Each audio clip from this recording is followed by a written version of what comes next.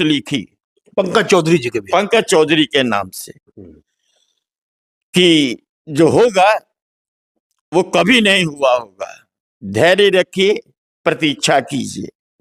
और फिर लंबा एक पोस्ट मैंने लिखी, इनके नाम से ही सब कुछ लिखा, पंकज चौधरी के नाम से। और आज मैं बड़ा दुखी होकर के मुझे ये कहना पड़ रहा है। मैं अभी तक चुप था, मैंने कभी किसी से भी कोई बात नहीं की थी, लेकिन जब मैंने देखा कि उसे जो है उत्तर प्रदेश का जो है अधिकृत शुभचिंतक बना दिया गया, यानी कि भाजपा का अध्यक्ष बना दिया गया, तब मुझसे नहीं रहा गया। मैंने जब जिस दिन उनके नाम की घोषणा हुई थी तो नीरज इस समय बंगलौर में है, वो प्लेन से जो है आ रहे थे लखनऊ, तो उन्होंने जो है उतरे तो मैंने उनसे कहा कि नीरज ये क्या हो रहा है? तो बोला पदम भाई हमसे क्या मतलब है, बताइए, उन्होंने जो कहा था वो हमने आपसे कहा।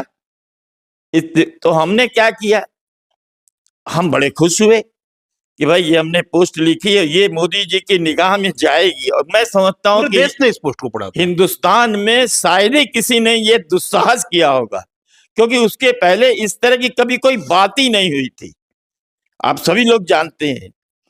तो मैं बड़ा खुश था कि चलिए अब मोदी जी के करीब आने का इनको एक अच्छा मौका मिला। लेकिन ये मेरा सोचना मूर्खतापूर्ण था। क्यों?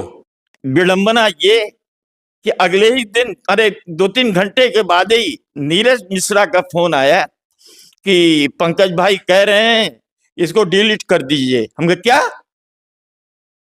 मैं अवाक रह गया सुन के। हम कहा ये क्या हो रहा है? मैं खुद अवाक हूं।